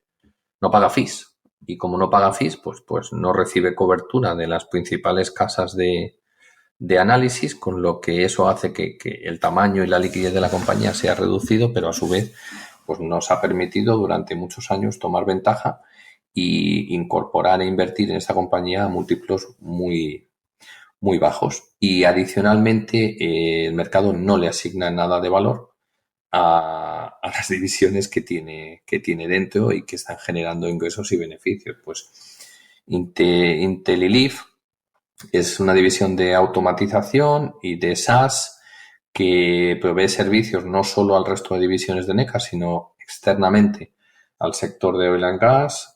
Es una compañía que pude conocer al fundador en mi visita a Nekkar en el mes de mayo y Stig me contó, él estaba en OV, que es uno de los principales operadores de oil and gas, cuando Stig hacía lo que hace hoy en día para Nekkar y para IntelliLeaf, dentro de NOV, pues era una división que generaba 200, 300 millones de noruegas. Evidentemente el mercado no está teniendo en cuenta nada de esto.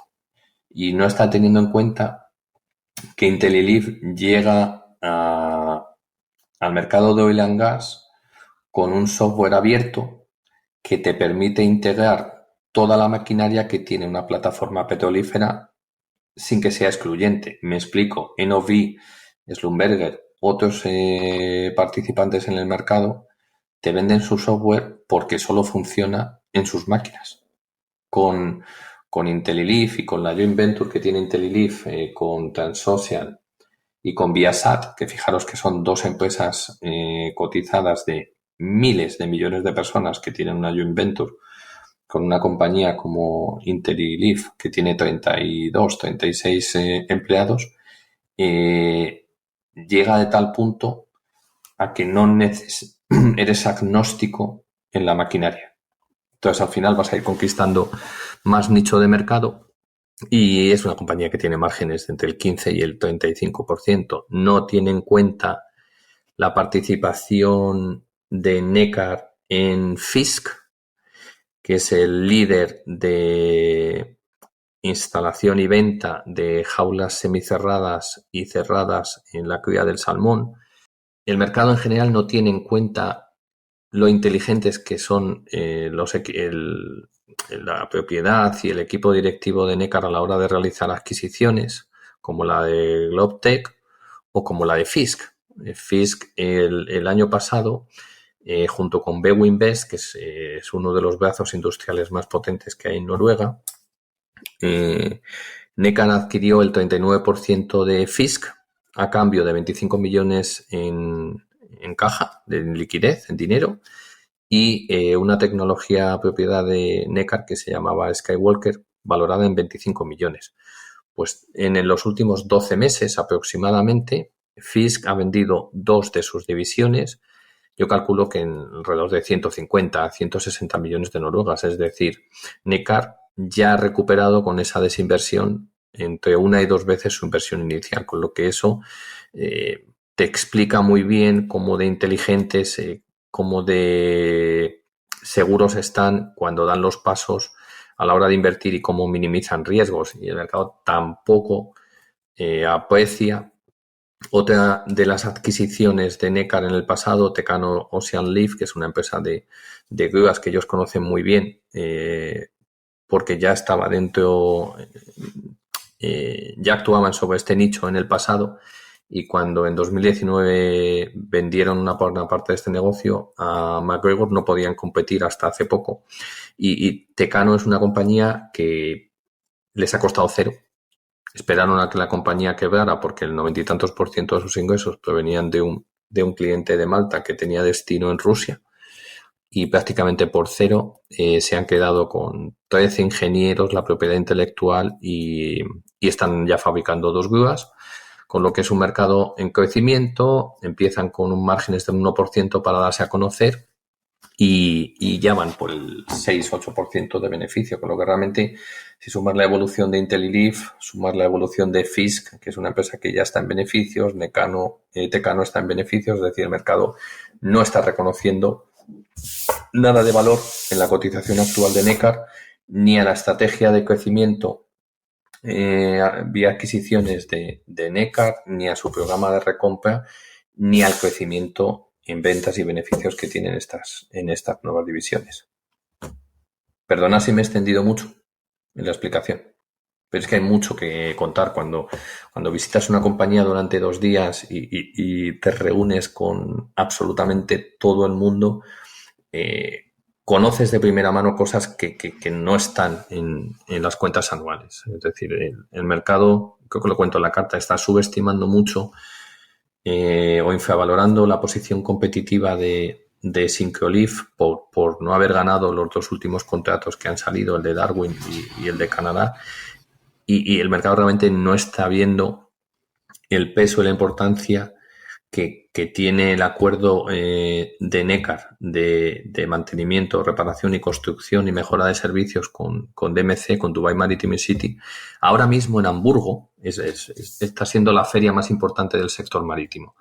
Pues Neckar está demostrando in situ la innovación de nuevos productos y servicios en un cliente, uno de los más grandes del mundo, cosa que ni Bardex ni Pearson pueden hacer en directo. Entonces creo que subestimar esas cosas, pues al final yo siempre me puedo equivocar, pero creo que mucho de lo que está ocurriendo dentro de la compañía, el mercado no lo valora porque no lo conoce. Claro, aquí comentas lo que no ve el mercado. También hay que decir que todo el trabajo que has hecho de análisis competitivo de cada uno de estos sectores en los que compite Neckar lleva tiempo. O sea, es normal que el mercado le cueste porque a una persona individual es un trabajo de muchos meses lo que te ha llevado, incluso ganar convicción de años también. Sí, son años. Son años, es decir, descubrir que hay una veintena de licitaciones en curso a las que compite Syncrolift, confirmado por el management de Neckar, es una labor ardua, pero es que es la clave. Es decir, estás en un oligopolio o gana Pearson o gana Neckar, y ocasionalmente, como ha pasado, gana Bardex, que gana un contrato cada X años, con lo que realmente sabes que una buena parte de los contratos futuros los vas a ganar. Eso te ayuda, junto con la cartera de pedidos actual, a 2 años, que tus ingresos y tus márgenes sean bastante predecibles y estables, y eso evidentemente es la clave para visualizar el futuro de una compañía. Sin ese trabajo es prácticamente imposible tener convicción en el futuro de una compañía. Claro, porque digamos que esto no es como otras empresas. Bueno, por ejemplo, Westheim, vale, Arena, una gestora de crédito. Pues más o menos la valoras como otras gestoras de crédito. Digamos, tienes empresas similares, claro, pero las filiales de Neckar son muy sui generis. O sea, no son sectores en los que puedas hacer cálculos similares, o como Enterprise Diversified, Clarus, Sí, Lead. O como hemos hecho con IAC. O IAC, exactamente. O sea, digamos que es... Aquí el matiz es bastante estándar. Aquí tienes que ir uno a uno investigando de qué es Syncrolift, porque es mejor que el resto. O sea, técnicamente es un trabajo bastante titánico para una empresa pequeña que muchos fondos no pueden estar. Efectivamente. O sea, aquí el matiz está en, conozco Syncrolife y digo, oye, pues es que el mercado con la cotización actual de Necar me está diciendo que valora 6 veces beneficios, si descontamos la caja, un negocio con ingresos recurrentes, con márgenes estables y una posición líder del 50-60% en media histórica de todas las instalaciones que se contratan en el mundo, que pueden ser 1, 2, 3, 4, y que yo te digo que hay unas 20 en curso, que hay más, porque yo no he conseguido averiguar todas, pero la propia Necar te está diciendo, oye, la cartera de licitaciones a los próximos 2 años es por valor de 4.000 millones de noruegas. Con lo que si gana su media histórica de 2.000, pues estamos hablando de o multiplicar por 4 las ventas o tener 4 años de ingresos y beneficios garantizados, ¿no?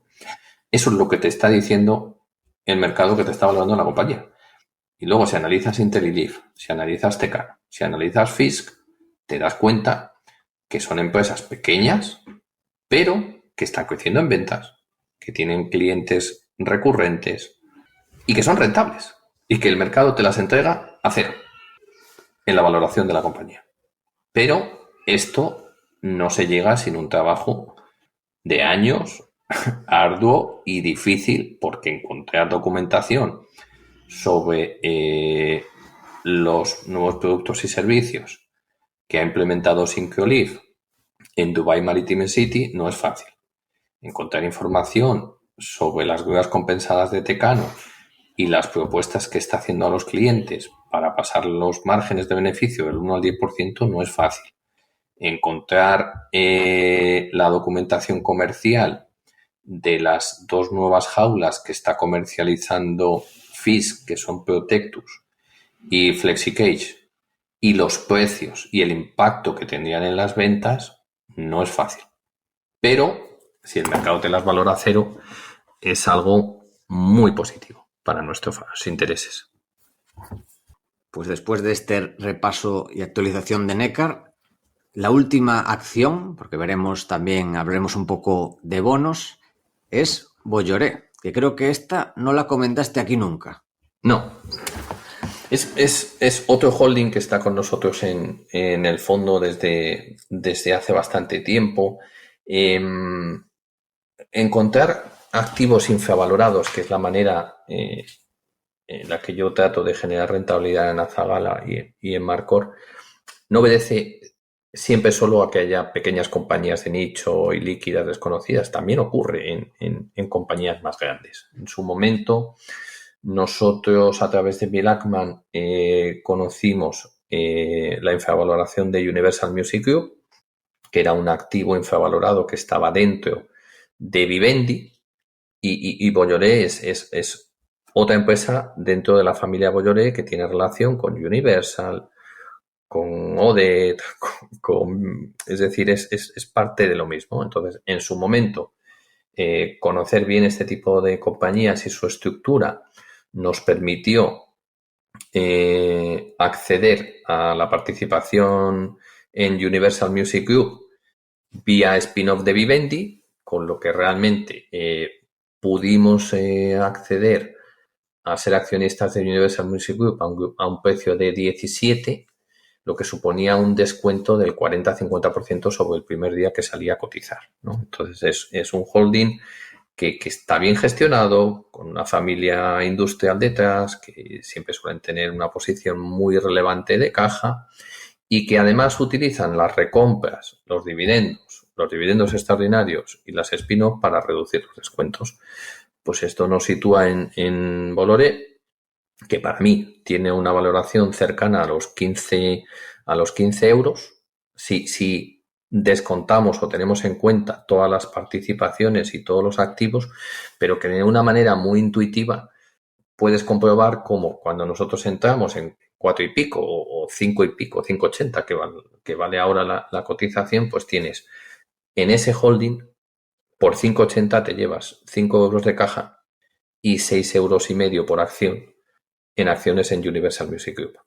Entonces creo que es muy evidente la infravaloración actual y que cada vez se está simplificando más el proceso porque a finales de este año los accionistas votarán diferentes spin-off de todas las compañías que componen Vivendi.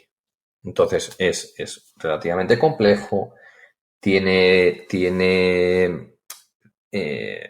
ciertas ventajas para los inversores profesionales o los fondos por temas fiscales, como pasó en la spin-off de Universal Music Group, pero no por el hecho de la quería llevar como ejemplo en la carta, porque no por el hecho de ser una empresa grande no significa que no exista una infravaloración manifiesta y eso también ocurre en empresas grandes, como pasó en su momento con Universal Music Group en Vivendi y como pasa hoy en día con Bolloré. ¿Sigue teniendo los activos de puertos en África? No, ahí es donde viene, de la parte de Bolloré Logistics es donde viene la caja. Vale. Ya que me es, parecía. Claro, una vez que se ha cristalizado la venta, ahí es cuando te ha entrado la caja en la compañía.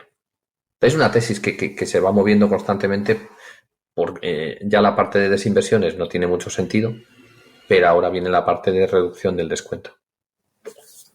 Muy bien.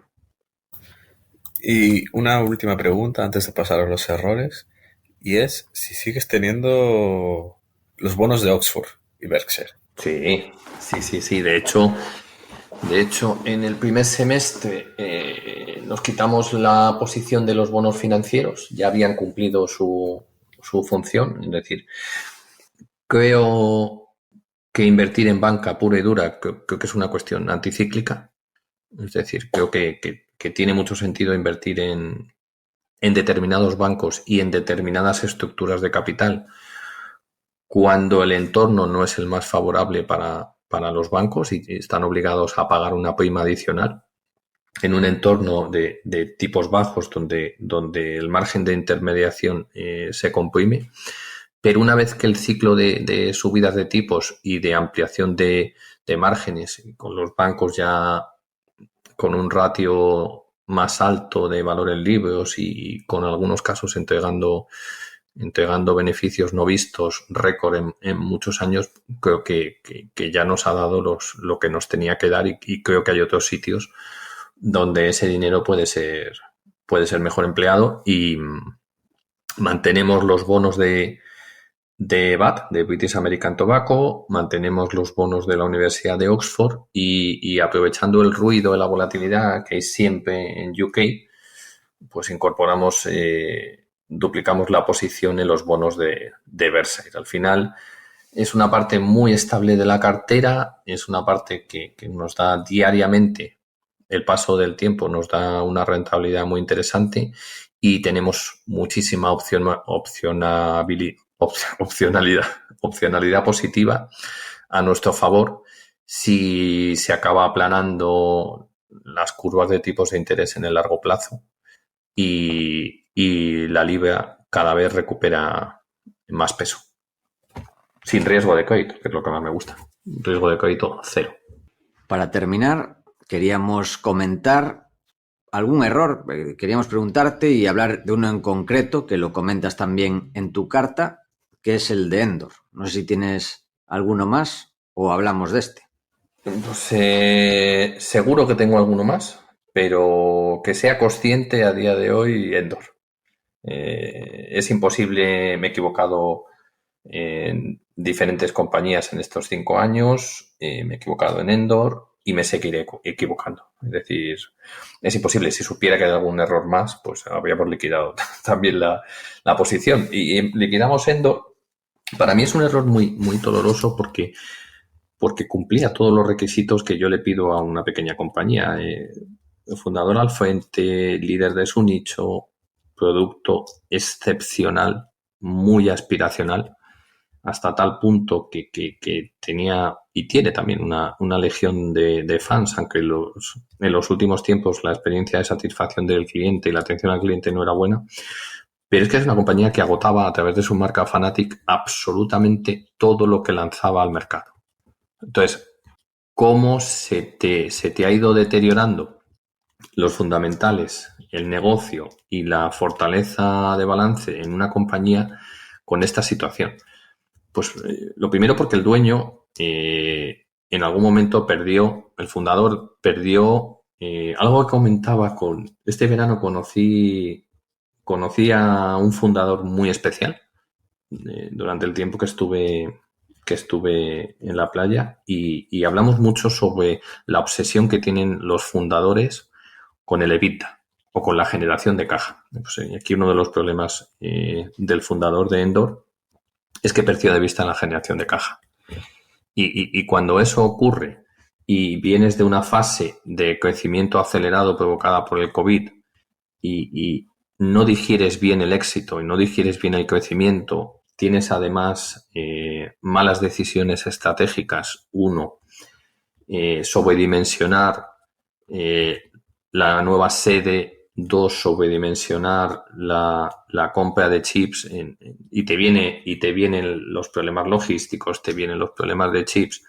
Y tercero, y más importante, pones en riesgo la viabilidad de la compañía endeudándote con los bancos sin acudir a otras fuentes de financiación externa, como puede ser un bono convertible, como puede ser una ampliación de capital.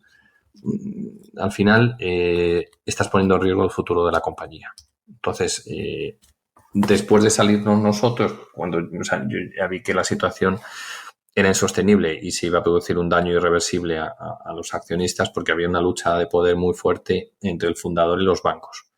Entonces, cuando yo vi que eso era reversible, liquidé la posición y eso finalmente ha acabado en una quiebra. Una quiebra que además va a acabar en los tribunales por cómo se ha producido y cómo han intentado los bancos limpiarle la compañía al dueño y a los accionistas para entregársela a una cotizada. Entonces, el error está en no valorar adecuadamente las malas decisiones de gestión del dueño y valorar muy por encima que el negocio era único. Es decir, es un ejemplo de error donde una compañía que vende todo es capaz de quebrar. Entonces es una dura enseñanza y nos ha costado el 1% del capital del fondo. No sé si la seguiste después, la quiebra, porque fue un poco polémica. Sí, lateralmente. Es que la normativa alemana es leonina. Sí, hay muchos fondos escocidos con este tema. Que me pareció una locura, que sigue cotizando. O sea, se cotiza, pero entiendo que son los derechos de reclamación para una posible acción judicial, no sé. Claro, siempre puede haber un valor residual en la carcasa de una compañía. Por ejemplo, ¿tú te acuerdas de la quiebra de Yellow, de la compañía americana de transporte por carretera?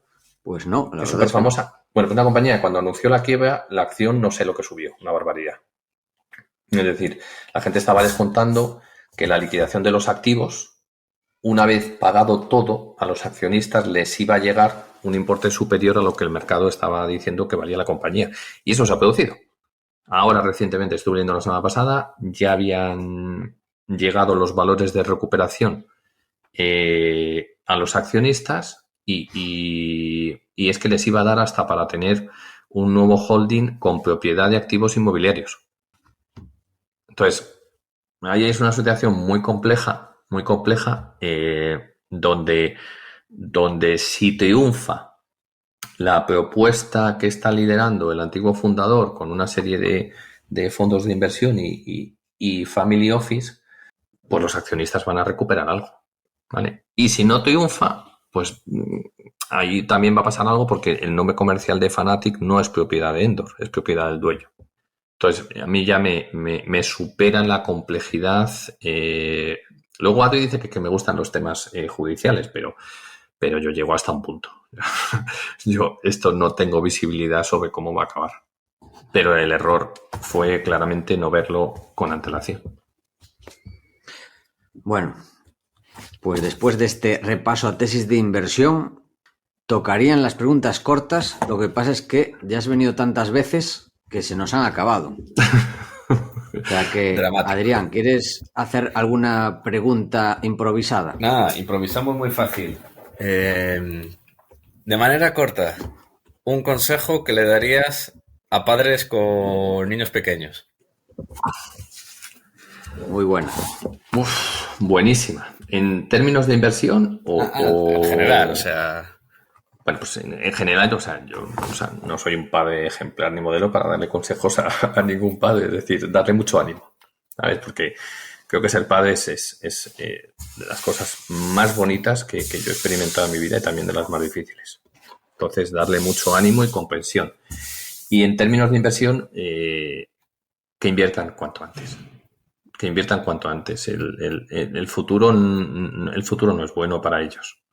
O sea, hay tal inflación de activos que a mí me preocupa mucho. Es decir, mis hijas cómo van a acceder a una casa. Entonces, creo que la única manera de proteger de la pérdida de capacidad adquisitiva que tienen los jóvenes e incluso que tiene la gente joven que se incorpora hoy al mercado laboral con un sueldo bajo es invertir. Invertir en activos financieros, invertir en la bolsa. Me da igual que elijan indexación, me da igual que elijan lo que quieran, pero que tenga sentido y que se mantengan invertidos durante muchos años y que tengan esa capacidad de ahorro y que tengan esa cultura financiera por invertir. Y si luego ya es un padre que consigue que sus hijos se separen de la media y que en lugar de invertir en estrategias exitosas solo porque han sido exitosas y consiguen enseñarles a que inviertan mirando las carteras o la valoración o los activos de donde invierten y intentar saber si eso está infravalorado y va a tener rentabilidad, pues ya me quito el sombrero. Pues yo voy a preguntar un consejo para quien esté pensando en entrar en la industria de la gestión de fondos, ya sea como analista o montando un fondo. ¿Qué consejo le darías? Pues otra cosa súper difícil. Desafortunadamente, esta es una industria donde ni el talento, ni la capacidad de sacrificio, ni la formación te garantizan nada. No te garantizan ni poder entrar a trabajar aquí, ni poder permanecer trabajando durante muchos años. Entonces, lo que yo sí les pediría, y es algo que les suelo pedir a mis alumnos, es que procuren ser diferentes, que encuentren su lugar y solo siendo diferentes se pueden hacer valiosos o se pueden hacer imprescindibles para sus jefes o empiezas como analista, pues para el gestor para el que trabajes. Es decir, que sean diferentes. Ese es el mejor consejo que yo les puedo dar y se llega a ser diferente a través de la formación. Adrián, Yo te pregunto, una pregunta más. Sí, la tengo además pensada ya que se me ocurrió hace un rato. ¿Algún error que crees que has tomado en tu carrera? ¿En mi carrera profesional? Sí, que digas, joder, cómo me arrepiento. Sí, no haberme ido antes de la banca de inversión y haber montado antes Azagala. Creo que esperé mucho. ¿Sabes lo que pasa? Que ese error solo eres consciente cuando ya no hay solución. Es decir, no era ni consciente cuando tomé la decisión en 2018 de dejar la Confederación Española de Cajas de Ahorros y montar Azagala. En ese momento no era consciente. O sea, en ese momento sentía que era el momento adecuado para hacerlo. Pero no era consciente que el error fue no haberlo hecho mucho antes. Entonces hay cosas que te das cuenta años después cuando ya no hay vuelta atrás. Ese es el problema de los errores, que ya no tienen solución cuando te das cuenta. Y por eso es tan difícil invertir. Y para terminar, venga, un libro de temática no financiera que te haya cambiado, que más te haya influenciado. Bueno, pues decir más de uno, pero bueno, 1 o 2 libros que más te hayan influenciado. de temática no financiera. Bueno, últimamente es que no estoy leyendo nada que no sea financiero y aunque no es la pregunta, os lo cuento. Estoy leyendo las cartas a los accionistas, el libro de las cartas a los accionistas de Santa Mónica. Quien no conozca Santa Mónica, es uno de los mejores fondos americanos que invierte en pequeñas compañías, especializado en el OTC más brutal en términos de retornos, filosofía y sencillez con la que cuenta las cosas. Y de hecho cayó en mis manos este año el libro y lo estoy absorbiendo. Y es un fondo que yo conocía porque me lo encontré por primera vez en Enterprise Diversify hace 5 años. Y de temática no financiera, el problema es que no me acuerdo del nombre y posiblemente el libro sea una basura, pero hace muchísimos años cayó en mis manos un libro de inteligencia emocional de una colección de Deusto que me cambió la vida. Es decir, yo hasta ese momento era alguien tímido, que no se atrevía por miedo a llamar a una puerta, a mandar un correo, a iniciar una llamada, a iniciar una conversación porque no creía en mí. No creía en mí, no creía en lo que hacía, no estaba seguro de qué camino seguir, de la importancia de ser buena persona, de tener buenos valores, de portarte con las personas como te gustaría que ellos se portaran conmigo. Y sin saberlo, porque cuando lees un libro tan estupendo como el que yo leí, o las enseñanzas que me transmitieron a mí ese libro, que a lo mejor era un panfleto, no era consciente hasta que no han ido pasando los años. Muy bien. Adrián, pasamos a las 2 preguntas finales. Sí. Tenemos que hacer más esto de improvisar, ¿eh? Me ha gustado. Me ha gustado. Oye, pensaba que me ibas a preguntar por Napoleón, la película. A ver, no, eso no existió. O sea, en mi mente nunca sucedió. Es una basura, ¿eh?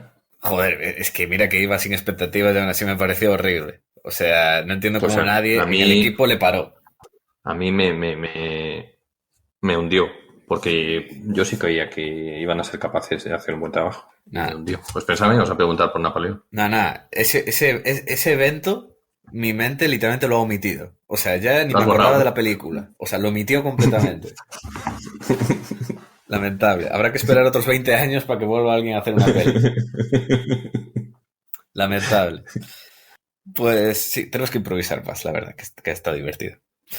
Y las últimas ya 2 preguntas finales es, ¿qué has aprendido este último año? Pues he aprendido muchas cosas sobre los hedge funds